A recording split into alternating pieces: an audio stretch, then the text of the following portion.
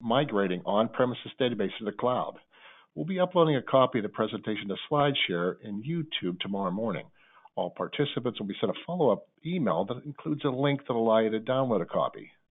This month, we're going to take a look at the entire cloud conversion lifecycle, from building your high-level cloud strategies to database migrations and what to watch out for once you're in the cloud. We'll discuss specific conversion best practices for the three leading cloud DBS vendors, Amazon, Microsoft, and Oracle.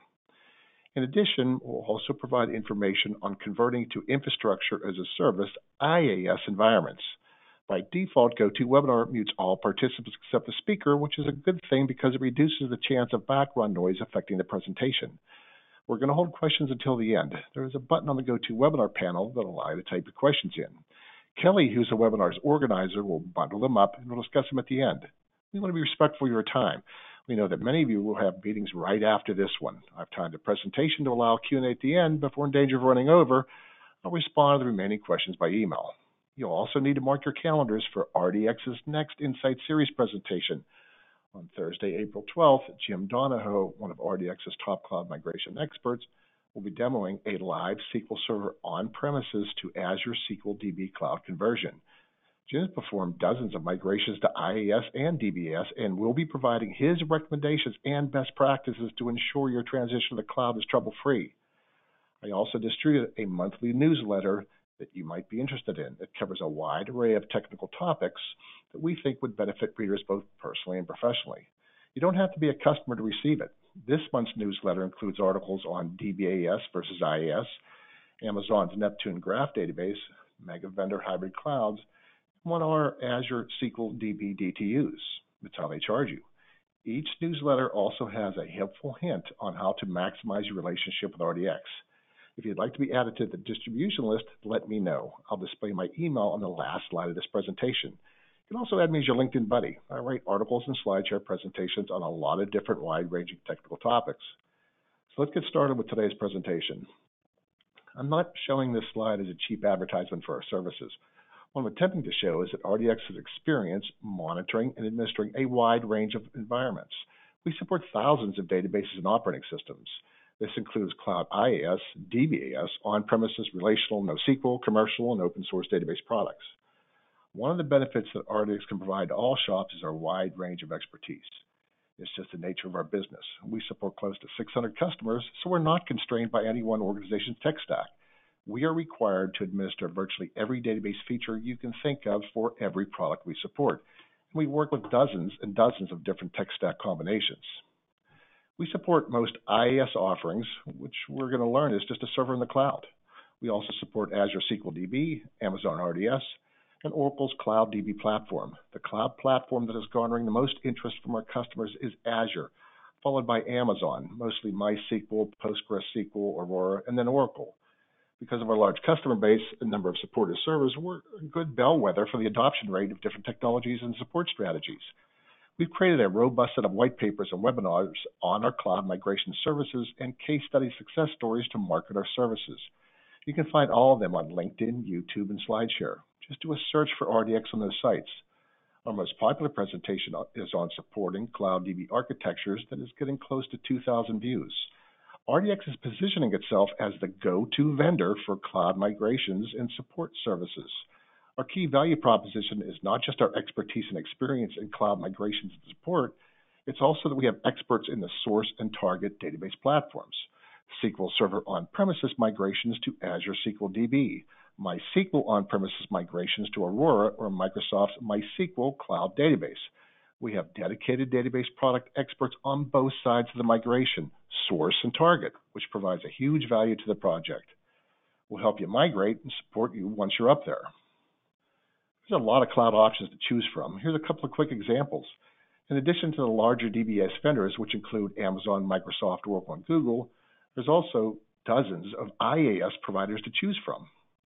We're going to talk about DBAS versus IaaS in a couple of slides.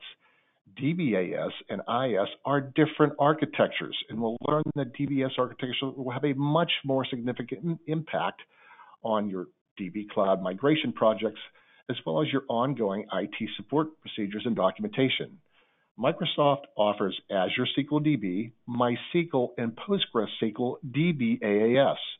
In addition, the vendor also offers DBS data warehouses and NoSQL offerings.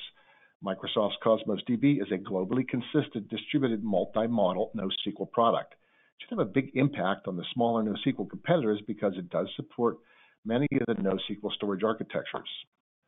Amazon RDS offers cloud database services for PostgreSQL, Oracle, MySQL, MariaDB, Oracle DB, and SQL Server. DynamoDB is Amazon's NoSQL database, and Aurora is Amazon's own version of a MySQL and now PostgreSQL compatible database. The key word there is compatible. We'll talk about the varying degrees of on-premises versus cloud DB compatibility in a few slides. Google also offers Cloud SQL, which is another MySQL PostgreSQL compatible offering. Their Cloud Spanner product is a globally consistent relational database. The smaller NoSQL DB vendors are also aggressively moving to the cloud. Here's what RDX has learned over the last few years supporting cloud database management systems. They're certainly increasing in popularity. As they do, the request for our services are also increasing. Cloud environments are architectures, not just database products. Depending on the vendor you choose, the complexity of these architectures and the way you administer them can range from very simple IaaS platforms to extremely complex multi-cloud DBS environments. Depending on your overall cloud goals, size of your organization, you'll need to consider the creation of new strategies and standards. I've included a laundry list on both sides, both on this slide. Since the cloud is a new architecture, it will affect all areas of IT and also impact how technology supports business operations. These aren't all simple decisions, and they will ultimately determine the success of your overall cloud strategy. Cloud strategies will have a very high visibility with executive management in any shop. The challenge is that the cloud is growing at a rapid pace, with new architectures, vendors, products, and features being unveiled almost on a daily basis. The market landscape no longer consists of a handful of traditional on-premises relational database offerings. The market's exploded with dozens of new alternatives from organizations that range the spectrum in price points, architectures, storage models, and feature sets. The seemingly endless array of alternatives can easily become bewildering. Let's spend a few minutes on the creation of a cloud architecture strategy. What's your experience level? If your shop is just starting out, you may want to test the waters using infrastructure as a service and then move into database as a service. IaaS is much closer to on-premises in terms of support and product compatibility. If you prefer to rent your OS and DB software, DBaaS is a better choice. You just need to remember you won't own anything when your relationship with that vendor is over. Anytime you move to a new architecture, there will be costs involved. These costs are often much higher than originally estimated. We'll show you why in a couple slides. Whatever architecture you choose, IaaS or DBS, you're going to need to plan your budget. How many changes are you comfortable making to your application software and database? How about your internal procedures, processes, change management, security? You'll need to allocate human capital, create project plans, and allocate funding to their migrations. The impact of those changes will be much higher on DBS than if you chose IaaS. What benefits are you expecting to receive from the cloud? Save money, improve flexibility and scalability, faster application time to market. Maybe you want to more easily leverage highly available and disaster recovery architectures. The reasons why you want to go to the cloud will drive your budgets, strategies, and conversion projects. You'll need to investigate your shop's software products that interact with your database systems, monitoring security, application development. If you're going to use DBaaS, you will need to verify that they will continue to work or find viable replacements. Same thing goes for your in-house and commercial applications. We'll learn in today's webinar that not all the features that are available in on-premises databases are provided by their DBaaS counterparts. You'll need to identify the features that aren't available, distribute them to your vendors and internal developers to find out if the applications will continue to work with a DBaaS system. If they rely heavily on a particular feature to provide critical application functionality, that database or databases will need to be modified, or they could be moved to an IaaS architecture or remain on-premises, or your system is heavily audited. IaaS provides greater visibility and ease of access to the system than DBaaS. Evaluating initial and ongoing costs is critical. You aren't purchasing your environment, you'll be renting it. Those rental fees can vary pretty dramatically. You can search the web and find numerous cases of shops that didn't do their due diligence and created cloud architectures, especially on Amazon, and they were surprised at the charges they were incurring. Each offering has different ways of charging the customer. There are numerous articles that provide best practices on what you can do to reduce ongoing costs. Let's continue our discussion by learning more about the two primary cloud architectures we could potentially migrate our databases to: Infrastructure as a Service, IaaS, and Platform as a Service, PaaS. Since we're talking about database management systems, let's use the term Database as a Service, or DBaaS, to define that architecture. We all have experience with on-premises systems. We have to build the server rooms. We provide heating, cooling, redundant connectivity, and power. We're required to purchase, install, and administer all of the mechanisms to provide the safest environment we can for our systems. We're then required to buy the server hardware, install, and maintain it. When it breaks or we want to increase horsepower, we have to crack the chassis and work on the server components. We add CPU, memory, disk, whatever we need. When we perform those activities, we either have to take an outage or make plans to shift the system and workloads to another server to ensure availability. We also buy and administer the OS and DB software we need to run our database-driven applications. In addition, we evaluate, buy, install, and support all the other products we need: monitoring, security, auditing, third-party reporting products. Look at the two stars in the lower left of our screen. We have to buy and support everything, both hardware and software. Let's move on to the cloud. Most IaaS and DBaaS environments are multi-tenant, which means we're sharing the vendor's compute and storage architecture with other customers. In addition, depending on the architecture and vendor chosen, the system will vary in degrees of scalability, elasticity, and administrative self-service. The architecture that's closest to on-premises is Infrastructure as a Service. That's the architecture defined in the middle bottom of the slide. With IaaS, the vendor provides the compute and storage infrastructure components and may offer some level of system maintenance activities. You have direct access to the server and storage, much like on-premises, but you're able to leverage a higher level of elasticity. Think of it as a server, more often than not, a virtual server in the cloud. You don't have to build your server support environment that provides air conditioning, light, multiple power providers, UPS systems, generators, and redundant connections to the internet. All that's provided by the vendor, but you will continue to maintain ownership of your software stack's administration, including the operating system and database. You install and administer your software of choice on that platform.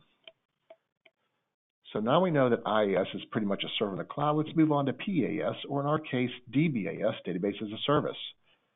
DBaaS vendors provide all the server environmental benefits that their IaaS counterparts do. But DBaaS significantly raises provider control over the customer's environment. DBaaS providers assume ownership of the operating system and database software as well as the hardware. DBaaS customers perform little to no operating system and database software administration. The vendors will be constantly enhancing their architecture's automation capabilities to further reduce the human labor required to administer their environments. The DBaaS vendors also make modifications to their database software for two reasons. One is to ensure their product will work in their shared environment, and two, to leverage the benefits that the cloud and their architecture inherently provides. Geographic data redundancy would be an example. It allows customers to leverage the cloud to very easily create DR and HA systems. It's important to note that as we discuss IaaS and DBaaS architectures, there can be a lot of variations in the vendor offerings. IaaS allows you to maintain tighter administrative control over your environment. You can more easily leverage your favorite internal third-party products on IaaS systems than you can with DBaaS. We learned that IaaS is just a server in the cloud. Many of the third-party tools, monitoring, security, application development, auditing, can be challenging to integrate into a DBaaS architecture because of the modifications the vendors made to those systems. All of the DBaaS vendors provide monitoring tools. Some vendors, like Amazon, charge you extra if you want a more robust monitoring solution than was offered by their base package. DBaaS offerings allow you to more easily configure complex architectures, high availability, disaster recovery. All the major DBaaS providers offer geodata redundancy. You also need to remember that since you're renting the DB and OS software, when that relationship is over, Once again, you don't own anything. In an earlier slide, I stated that cloud environments are administered differently than on-premises systems. A mistake that some shops make is assuming that the DBS vendors provide all the DBA functions for you. That would be an incorrect assumption. Migrating to a DBS environment does reduce the amount of time a DBA spends administering the database environment, but it doesn't reduce that administrative time to zero. You will experience the most significant time savings in OS administration and hardware support. DBAs do spend time installing, patching, and upgrading the DBMS software, as well as setting up and monitoring maintenance and backup utilities. Many of these administrative tasks can be provided by the DBS vendor depending on the vendor and offering selected. But the majority of a DBA's time is spent working within the database systems themselves.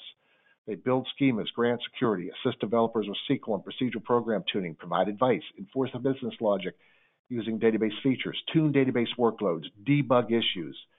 DBS vendors don't provide those services as part of their base package. It's important to remember that although the vendor may provide the mechanisms and processes to perform administrative activities, this does not reduce your support responsibilities for them to zero either. Personnel may need to configure how they're to be performed when they're scheduled. All the vendors provide patching, maintenance, utilities, backup processes, but it's up to the customer to review and customize them to meet their needs, and then monitor their execution and help debug them when they break. The challenge is that all these offerings provide different computing architectures. Cloud compute, memory, disk storage mechanisms. Your staff is going to need to learn how to use them. We're going to go into some of these a little more deeply during the course of this discussion. Don't expect your personnel to become cloud experts overnight. Your staff will need to be trained to learn the new architectures. You will have to commit resources and then provide them with the time and training required to learn the new architecture. Provisioning, administering, tuning, securing, monitoring, backup recovery, disaster recovery. It's the same basic principles of good database administration that apply to all DBMS environments. Depending on the environment you choose, your administrators may be using different tools, utilities, and commands to perform those support operations. Here's a list of some of the changes that may occur when you move a database up into the cloud. Evaluating initial and ongoing costs is critical.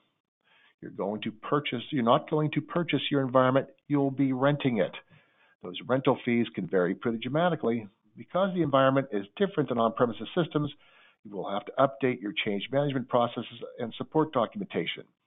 How long that takes and the number of techs you have to dedicate to the project depends on, once again, the architecture you choose and how stringent your change management processes and documentation requirements are.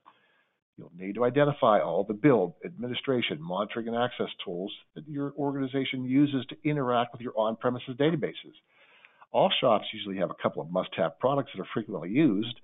The popularity of the cloud is driving most software vendors to make sure their offerings work with cloud systems, but you'll need to double-check. Our recommendation is to create a list and verify that those tools will continue to work with the cloud versions of the database. One of the critical evaluation criteria shops should use to compare DBS to IaaS, as well as the different vendor offerings, is how big of an impact will that cloud architecture have on the way my shop provides support. Then you'll need to identify what level of change you're comfortable with. The amount of documentation changes required will depend upon the breadth and depth of documentation your particular organization requires as a best practice. Larger shops traditionally have more documentation and procedures in place than smaller organizations. In addition, organizations that are governed by internal industry or governmental regulatory requirements are required to have more documentation and standardized administrative procedures. Each environment, on-premises, IaaS, and DBS, has strengths and weaknesses that are inherent to their architectures. I provided this comparison information for all three architectures you can choose from: on-premises, IaaS, and DBS. Each environment has benefits, drawbacks, and optimal use cases. We learned that IaaS is just a server in the cloud, so it's very close to on-premises systems. That means the learning curve is minimal, migrations will be easier, and you'll have less procedural and documentation changes required when compared to DBAS. With IaaS, you'll have more control over your environment, but it offers less automations, which means it will be more labor-intensive than its DBAS counterpart. Because DBS provides you with a pre-built environment and requires less manual labor, you'll also be able to take advantage of faster application time to market. You can just build them faster in DBAS. Now that you've evaluated IaaS and DBaaS architectures, what cloud vendor will you choose? Most shops will choose their on-premises DB vendor as their cloud provider, but that's not a requirement. You can run your database of choice on any IaaS platform, and Amazon does provide DBS offerings for non-Amazon DB products. And we'll learn in a few slides that both Amazon and Microsoft provide utilities that allow you to convert from one database product to another during your cloud migration.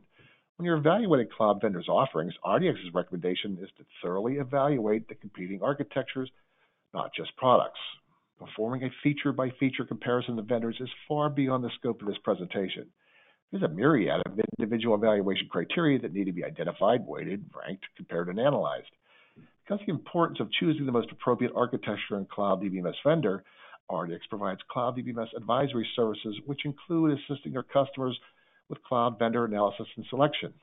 All three of the vendors we're discussing today have strong offerings.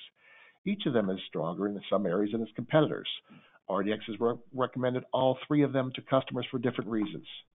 We listened to what the customer was looking for in a cloud DB system and what was important to them and made our recommendation accordingly. We feel comfortable with all those recommendations. We then need to select databases to be migrated to our architecture of choice, DBAS or IaaS. Some databases work better in the cloud than others. One of the challenges that we need to evaluate is exactly how much data do you need to transfer back and forth to the architecture, how much data, and how long does it take to send and receive it. In addition, we'll need to determine if our vendor offering charges us for those transfers and how much. Does the database interact with other systems? A popular feature in any DBMS is using its inherent linking capability to access data in other systems. You could use a single SQL statement to access one database and then use links to join that information to data residing in other databases.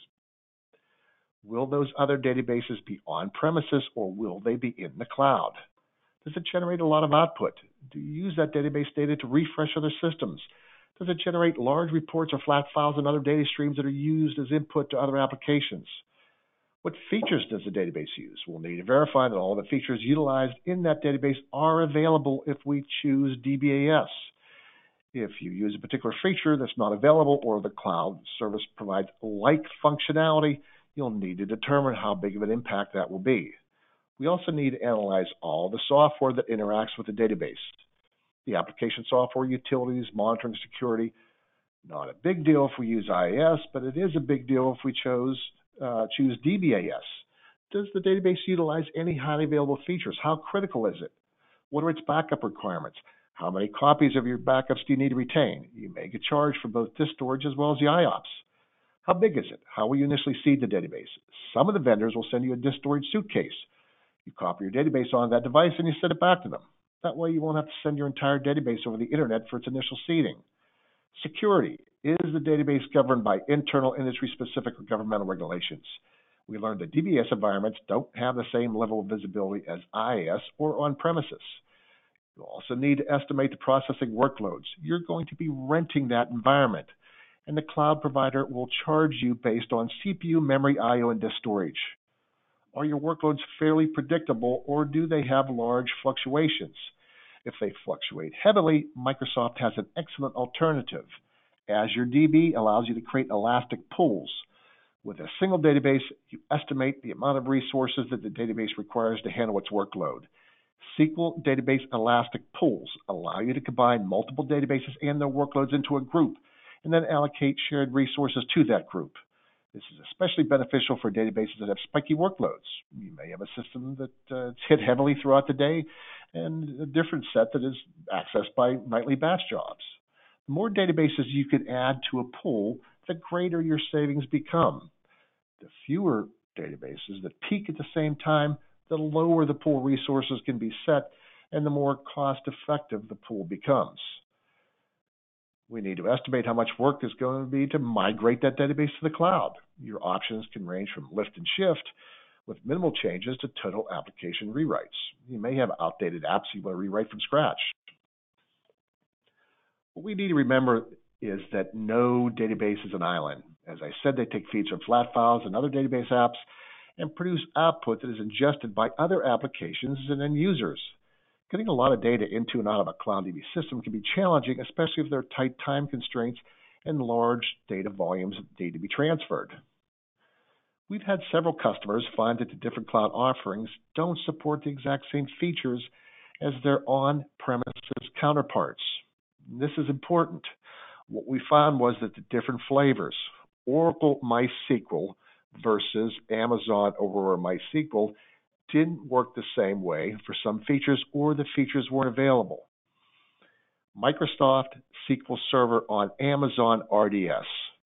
Amazon SQL Server DBAS offering doesn't support Polybase, stretch database, backing up the blob storage, importing data into the MSDB database. You can't rename a database if it's used in an Amazon mirroring deployment, and it doesn't allow you to increase storage on a SQL Server database. If you need to increase storage, you back your databases up, create a new DB instance with increased storage, and then restore the databases into the new DB instance. Doesn't support SSIS, AS, or RS. Doesn't have SQL Server server-level security roles for sysadmin, server admin, security admin, DB creator, and bulk admin. It also doesn't support database mail, maintenance plans, distributed queries, log shipping, change data capture, SQL Server audit, or bulk insert. How about the Azure SQL database versus SQL Server on-premises? Two DB products offered by the same vendor, SQL Server in the cloud versus SQL Server on-premises. We're going to take a look at those differences on our next slide. I'm not going to go into each and every one of these, but here's the technical differences between Azure SQL DB, DBS, and SQL Server on-premises. This is the list of features that aren't available in the cloud. If you currently use SQL Server on-premises, you'll need to be aware of those differences before you begin migrating databases to the cloud or creating new DB systems in Azure. This list can always change, but you'll always find a current list of differences in the Microsoft documentation for Azure SQL DB. I've included a link to the documentation at the bottom of the slide. I'm not stating that these environments aren't effective as on-premises. They have different features, and we all need to be aware of those differences.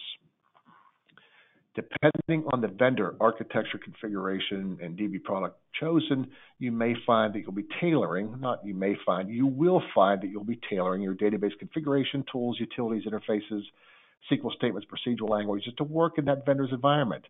The more you need to tailor your tech stack configuration to any vendor, the more locked in you become. During your initial evaluation, you'll need to determine how much customization you will need to do by performing the proper due diligence, and also determining how important it is to your organization to have the freedom to swap vendors. Finally, we get to the database migration. Now that we've selected our database or database migration, let's take a look at the high-level steps we're going to perform. Planning for a cloud migration is like any other tech project that is complex and has a lot of steps. You'll need to dedicate time to educate your team in the cloud target you've chosen. You'll want to become familiar with how the data is backed up, how your applications will connect to the cloud database, how will it be administered, monitored, secured, and audited. Does your team know how to recover the system? Will you be implementing HA and DR architectures? Are there any feature mismatches that you'll need to plan for? How will you transfer data back and forth to that cloud database during daily operations? Can your network and cloud connection handle the increased volume? You also need to determine if you want to migrate the database to the cloud in one step, or you want to seed it, then keep it in sync until you perform the final production cutover. Some of these steps I'm showing may be combined or removed entirely. Depending on the mechanism you choose, you can migrate the database structure and the data at the same time. You may choose to migrate the database data and cut over after you verify it's been successfully moved to the cloud without setting up synchronization. What steps will you perform to verify that the database has been successfully migrated to the cloud? At the end of the planning phase, you should be able to more accurately estimate the level of effort required to migrate the database and the rental fees incurred once you're up there.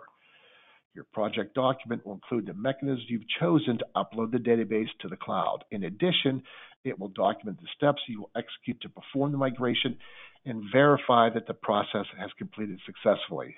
As I stated when I started discussing this slide, cloud migrations are much like any other tech project. Robust testing and verification will be critical components of your project plan.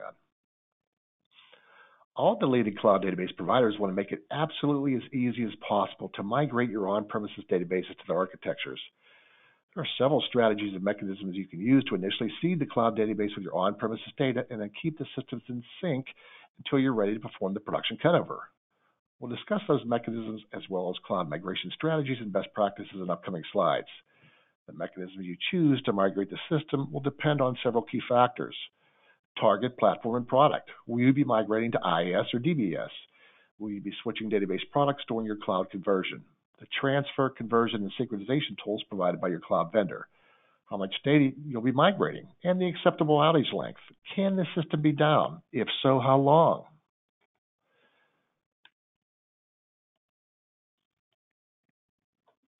We know that the on-premises cloud feature mismatch is a pretty big deal for consumers. We also know that every cloud vendor wants to make it as easy as possible for you to migrate your on-premises databases to their cloud environment. All of the cloud heavyweight contenders understand how important it is for customers, especially those that have a lot of on-premises systems, to be able to make a seamless transition to cloud architectures.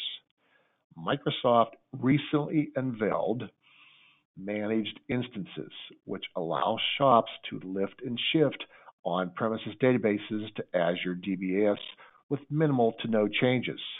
Microsoft describes the offering as being near 100% compatible with SQL Server on-premises. You can continue to use instance-level capabilities without changing your application design. Managed instances combine the benefits of platform as a service with the ease of migration and increased control provided by infrastructure as a service. Because the platform is very close to on-premises, it will also greatly reduce training time and the documentation procedural changes I referenced in an earlier slide. This offering is so new that we'll need to allow our RDX Cloud experts to put the new system through its paces to identify the pros and cons. Amazon's database migration service allows you to migrate, convert, and synchronize data to both IaaS and DBMS targets. You can also use the utility to migrate to the cloud and convert to a different database product at the same time. There's a bunch of source target combinations to choose from. They can be heterogeneous or homogeneous targets. You have to rent DMS from Amazon, but you can use DMS for free for 6 months if you're going to migrate to Aurora, Redshift, or DynamoDB. At a high level, the steps to use DMS are: create the replication server. It's an instance that runs on Amazon EC2. You then create source and target endpoints that contain the connection information about your data stores. The last step is to configure one or more tasks to migrate data between the source and target data stores. That task will consist of 3 phases: a full load of existing data to the target. Once that process is complete, DMS applies all the cache changes captured during the full load. It then activates ongoing replication. Now we're talking about the AWS Schema Conversion Tool, SCT.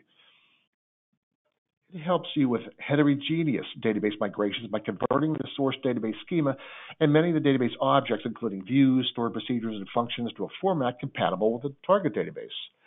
Any object that cannot be automatically converted, it's marked so that they could be manually converted to complete the migration.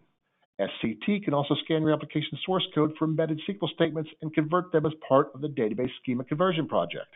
During this process, SCT performs cloud-native code optimization. For example, converting Oracle and SQL Server functions to their equivalent AWS service. Your source database can be an on-premises DB or a database in Amazon RDS or EC2, and the target database can be in either Amazon RDS or EC2. Let's take a look at some of the Microsoft utilities.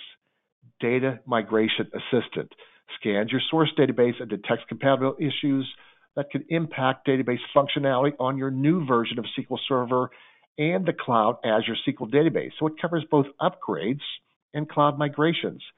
It recommends performance and reliability improvements for your target environment. It allows you to not only move your schema and data, but also uncontained objects from your source server to your target server. This utility allows you to evaluate the on-premises SQL Server instances you are migrating to Azure SQL DB. It will identify compatibility issues that may prevent the successful migration from SQL Server on-premises to Cloud Azure SQL DB.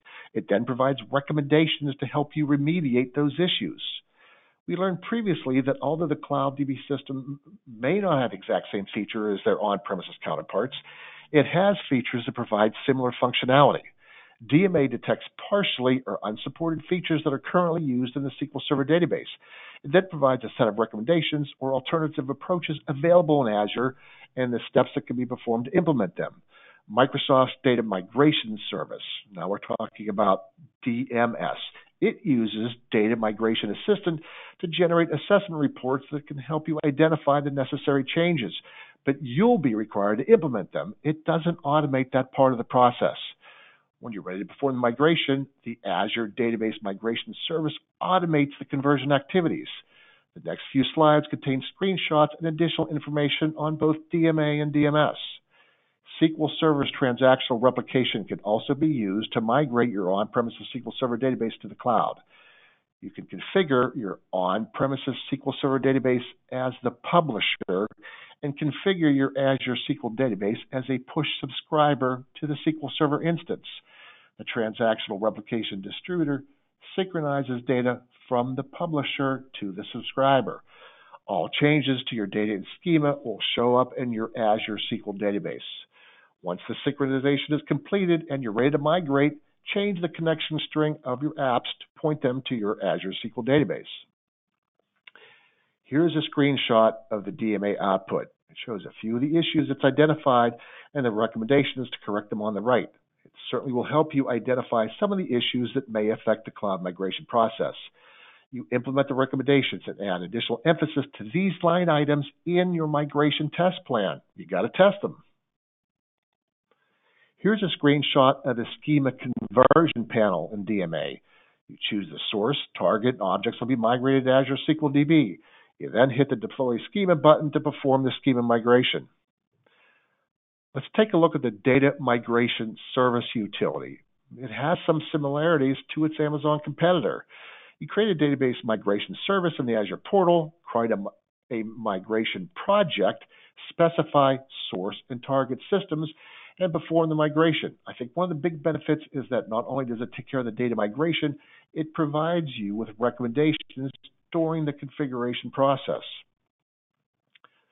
Oracle, it has a lot of options to convert your database to the cloud, but it does not provide you with a robust set of synchronization tools like its two main competitors.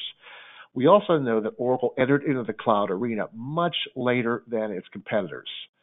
You can tell Amazon has a 10-year head start. Out of the three vendors, it offers a robust set of migration and conversion utilities that allow you to convert to the cloud, switch DB products at the same time, and then keep them in sync. The mechanism you choose to migrate your on-premises Oracle DB to the cloud will be dependent on the database versions for both the source and the target. Are your source and targets going to be the same version, or are you going to be upgrading DB versions during the cloud migration? Oracle's documentation provides recommendations on what option to choose based on the source and target versions. We do know that synchronization and product conversion utilities are important to customers.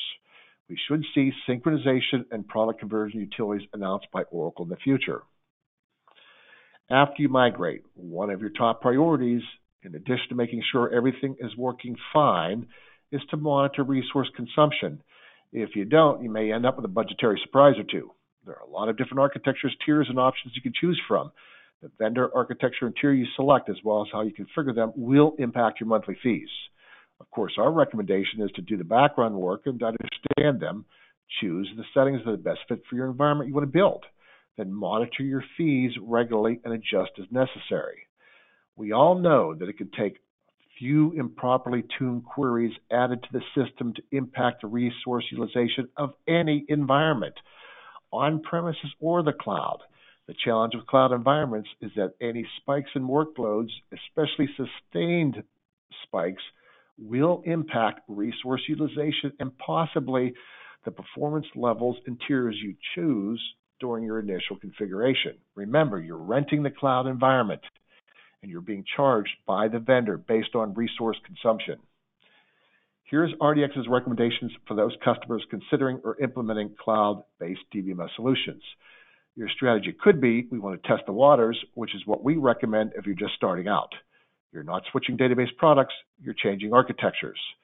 Try the cloud on a few selected databases, but you need to choose the right ones. Thoroughly understand the architectures and select the vendor offering that best meets your needs. Then realize they're going to be supported differently than their on-premises counterparts. This is not an architect that should be entered into without much analysis and forethought. We're here to help you when you're ready. You'll need to analyze the various options available to migrate your on-premises DB systems to the cloud. The next step will be to document those conversion steps and the testing activities required to verify the process was successful. If you take time to perform the required due diligence and be willing to absorb the costs associated with the upfront analysis, you'll be able to select the appropriate architecture that meets your shop's needs. If you don't, you'll end up spending more money and ongoing support than you hoped for. The cloud in some cases may not save you money when compared to on-premises, but it does provide you with increased agility, ability to scale when needed, and you'll be able to leverage the inherent benefits that cloud architectures provide. It's the same process for your migrations. The more analysis you perform up front, the less problems you'll have during the actual migration and cutover, just like every IT project we all work on in this profession. We have a bunch of case studies, but for the sake of time, I chose an easy one. Barry University is located in Florida's high hurricane threat area. As a matter of fact, a couple of months after the migration, Hurricane Irma blasted right through their area. Since Barry University wanted to migrate all their critical systems, which are a combination of in-house and COTS applications, and they wanted to perform the conversion as quickly and painlessly as possible, it was determined the best option for them was to migrate to an IaaS environment. This would allow them to migrate without having to work with the third-party applications providers, which included vendors that provided mission-critical and student-facing apps. RDX set up replication from the on-premises servers to the cloud targets. Since it was a copy of production data, it was secured and audited like a production system. After rigorous testing, the data was refreshed again from scratch, replication was activated, and the environment was kept in sync until the cutover date. We flipped the switch on 10 apps which had no production issues. RDX doesn't profess to be an expert in all things cloud. The benefit we provide is we have a large customer base and many of our clients use cloud database systems. We are, above all, a learning organization, and our collective egos don't prevent us from saying that we teach, but we also learn from our customers. We have customers that range from bleeding-edge, latest technology to those that have the strategy of yesterday's technology tomorrow. That range of strategies allows us to learn many different ways of doing things, how not to do things, and the pros and cons of many different architectures and tech stack combinations. This wraps up our presentation. As I recommended earlier, mark your calendars for RDX's next Insight Series presentation.